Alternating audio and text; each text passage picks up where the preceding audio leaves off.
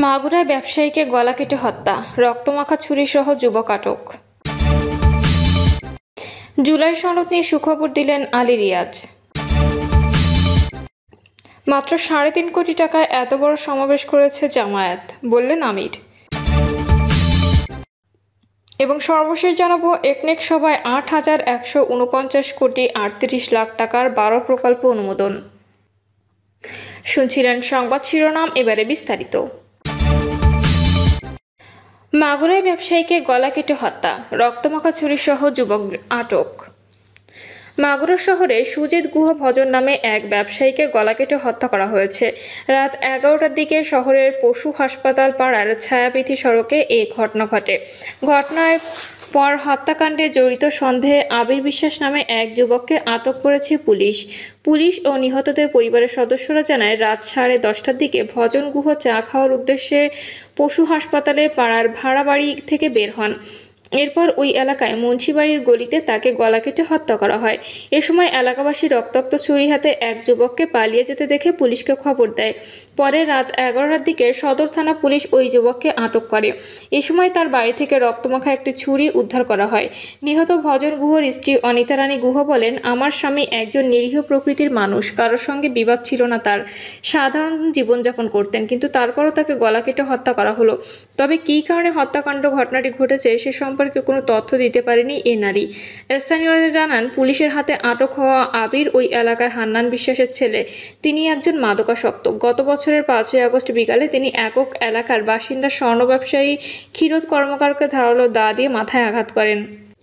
গত কয়েক মাসে তিনি স্থানীয় অনেকের উপর নানাভাবে নির্যাতন চালিয়ে আসছিলেন, তবে কেউ ভয়ে পুলিশে অভিযোগ দেয়নি। মাগুরায় অতিরিক্ত পুলিশ সুপার মোহাম্মদ মিরাজুল ইসলাম বলেন, ঘটনাস্থলে থেকেই ভজন গুহা নামে এক ব্যক্তির গলা কেটে লাশ উদ্ধার করা হয়। এ সময় আবির নামে সন্দেহভাজন এক যুবককে জিজ্ঞাসাবাদের জন্য আটক করা হয়েছে। একই সময় তার বাড়িতে তল্লাশি চালিয়ে একটি রক্তমাখা ছুরি পাওয়া গেছে। জুলাই সনদ নিয়ে সুখবর দিলেন আলী রিয়াজ।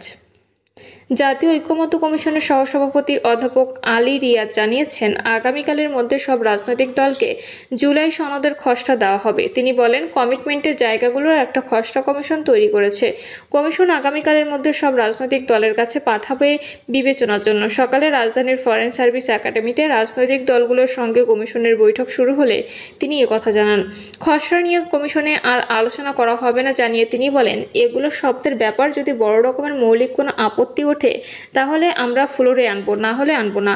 আপনারা যদি মতামত দেন সেগুলোকে সন্নিবেশিত করে চূড়ান্ত সনদের প্রাথমিক বক্তব্যগুলো থাকবে, প্রক্রিয়াটাও থাকবে এবং কমিটমেন্টের যে জায়গাগুলো সেগুলোও থাকবে। তবে আজকের আলোচনায় রাষ্ট্র পরিচালনার মূলনীতি, নাগরিকদের মৌলিক অধিকার সম্প্রসারণ সংক্রান্ত প্রস্তাব এবং পুলিশ কমিশন নিয়ে কথা হবে। এছাড়া অন্যান্য অমীমাংসিত বিষয়ে আলোচনা করা হবে বলে জানান আলী রিয়াজ। মাত্র ৩.৫ কোটি টাকায় এত বড় সমাবেশ করেছে জামায়াত, বলছেন আমির। রাজধানীর সোহরাওয়ার্দী উদ্যানে গত ১৯শে জুলাই ঐতিহাসিক সমাবেশের আয়োজন করেছিল জামায়াত ইসলামী। দলীয় ইতিহাস প্রথমবার এমন আয়োজন করে জামায়াত। সমাবেশকে কেন্দ্র করে কয়েক হাজার বাস ভাড়া নেওয়ার পাশাপাশি রিজার্ভ করা হয় লঞ্চ, ট্রেন সহ বহু যানবাহন। ব্যানার ফেস্টুনে সজ্জিত করা হয় পুরো ঢাকা। সমাবেশ ঘিরে চাউর হয়, এত বড় সমাবেশ ইতিপূর্বে শুধু সোহরাওয়ার্দী উদ্যানেই নয়, পুরো ঢাকায় কখনো কোনো দল আয়োজন করতে পারেনি। তাই সমাবেশে কত টাকা খরচ হয়েছে সেটা নিয়েও রাজনৈতিক মহলে বিস্তর আলোচনার খোরাক তৈরি হয়। অনেকেই প্রশ্ন তোলেন, এত বড় সমাবেশ করতে কত টাকা খরচ করেছিল জামায়াত। সামাজিক যোগাযোগ মাধ্যম অনেকেই আবার খরচের পরিমাণ ১০০ থেকে ২০০ কোটি ছাড়িয়েছে বলেও দাবি করেছেন। সমাবেশে খরচের বিষয়টি নিয়েই খোলাসা করেছেন জামায়াতের আমির ডক্টর শফিকুর রহমান। রাজধানীর চীন মৈত্রী সম্মেলন কেন্দ্রে রোকন সম্মেলনের আয়োজন করেছিলেন ঢাকা মহানগর দক্ষিণ জামায়াত ইসলামী। রোকন সম্মেলনে জামায়াত আমির ডক্টর শফিকুর রহমান বলেন, এত বড় সমাবেশ হয়ে গেল, আমরা কি কোথাও চাঁদা তুলতে বলছি? কাউকে বলিনি, আমরা নিজেরাও কারো কাছে চাঁদা চাইনি। এখনকে বিশ্লেষণ করে ১০০ কেউ ২০০ কোটি। আপনারা শুনবেন কেন্দ্রের কত খরচ হয়েছে। অবশ্যই রোকন হিসেবে আপনাদের শোনার অধিকার আছে। এই পরিমাণটা আমার ধারণা ছিল ৩.৫ কোটিতে আটকাতে পারবো। একটু এদিক সেদিক হবে, এটা 3.5 কোটি পর্যন্ত পৌঁছাবে, এর বেশি নয়। আলহামদুলিল্লাহ, এখন যার যে বিশ্লেষণ করার করতে থাকুন, তাতে আমাদের আসা যায় না কিছুই। সম্মেলনে জামায়াত আমির বলেন, 5ই আগস্টের পর বড় বড় ব্যবসায়ীরা আমাদের কাছে টাকার বস্তা নিয়ে আসছে। যারা এতদিন আমাদের নাম সাহায্য করতে পারতো না, সেই ওপেন প্লেসে গালিগালাজ করেছে, কেউ সরাসরি স্বৈরাচারকে সহযোগিতা করেছে, তারাও কেউ কেউ এসেছে। কিন্তু আমরা ওদিকে ফিরেও তাকাইনি ভাই। আমরা ওদিকে তাকাতলে আমাদের রুহানিয়াত ধ্বংস হয়ে যেত। তিনি বলেন, 18 মতো লেগেছিল কেউ কেউ। 1 কাপ চা খাওয়ার দাওয়াত, পারলাম না বলে 5 মিনিটের জন্য আসবো ওনার বাসায় চা খেতে পারি, এটাও যখন সাড়া দিতে পারলাম না, তখন বিশাল অঙ্কের প্রস্তাব দিয়ে পাঠিয়ে দিয়েছে। ধৈর্য ধারণ করেছি, আল্লাহকে ভয় করেছি। বিভিন্ন হেলিকপ্টারের মালিক এসে বলেছেন, এখন থেকে যখন লাগবে বলবেন, বলার সঙ্গে সঙ্গে পেয়ে যাবেন। বলছি দেখব। এরপর একই ব্যক্তি আমাকে বলছে যে আমরা চাই আপনারা আগামী নির্বাচনে জয়ী হন, ইনশাল্লাহ বড় হাতেই দেব, শুধু বললেই পেয়ে যাবেন। তাতেও হ্যাঁ বলিনি, বলছি দেখব। এরকম যাই অফার দিয়েছে নিজের জ্ঞান বুদ্ধি অনুযায়ী। প্রথমে তাদের ব্লাড সুগার দেখেছি, সুগার ঠিক আছে কিনা, এরপর আলট্রাসাউন্ড করেছি ভেতরে পার্টস ঠিক আছে কিনা, সন্দেহ হলে সিটি স্ক্যান করা হয়েছে, এনজিওগ্রাম ও শেষ পর্যন্ত MRI করে যখন নিশ্চিত করেছি ভেজাল, তখন বলেছি কালু সালাম। আমরা বিশ্বাস করি যারা ইমানদার তাদের দোয়া আমাদের সব ঘাটতি পূরণ করবে ইনশাল্লাহ। তিনি বলেন, এখন 1 সপ্তাহ যা খরচ হয় তা আগে 2 মাসও সংগঠন খরচ করতো না। অতীতে নির্বাচনের সময় আমাদের ঋণ হয়েছে, নির্বাচনের পর সেই ঋণ আমরা অনেক কষ্ট করে পরিশোধ করেছি। আলহামদুলিল্লাহ, এই যে মুমিনদের অন্তর আল্লাহ নরম, তরল, মায়াবী ও দরদি করে দিয়েছে। এখন কিন্তু কোনো ক্ষেত্রে আমাদের ঋণ নেই। এত বড় একটা সমাবেশ করার পরও আমরা কি কোথাও চাঁদা তুলতে বলেছি? কাউকে বলিনি। আমরা নিজেরাও কারো কাছে চাঁদা চাইনি, যদিও এখন কেউ বিশ্লেষণ করে 100, কেউ 200 কোটি। তিনি বলেন, আমরা এই ঢাকার পরও সমাবেশ ঠিক করেছি 2টি কারণে। একটি হচ্ছে 5ই আগস্টের পর অনেক দল বড় বড় সভা সমাবেশ করেছে, আমরা অস্থিরতা দেখাইনি। জনগণের দেখার প্রয়োজন ছিল জামায়াত ইসলামী আগামীর জন্য কতটা প্রস্তুত। এই প্রস্তুতির ছোট্ট নমুনা এই সমাবেশ। এই সমাবেশ করতে আমরা জান কোরবানি করে ফেলিনি।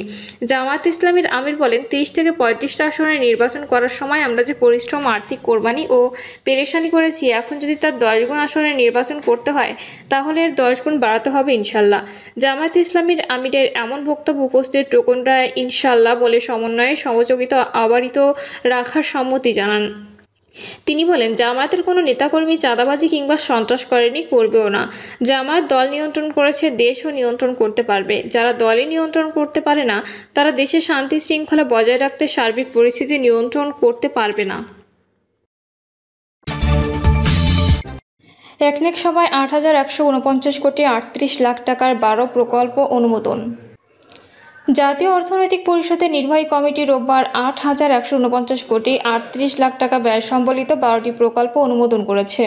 একনেকের চেয়ারপারসন প্রধান উপদেষ্টা ডক্টর মোহাম্মদ ইউনূসের সভাপতিত্বে পরিকল্পনা কমিশন চত্বরে NEC সম্মেলন কক্ষে অনুষ্ঠিত একনেক সভায় এ অনুমোদন দেওয়া হয়।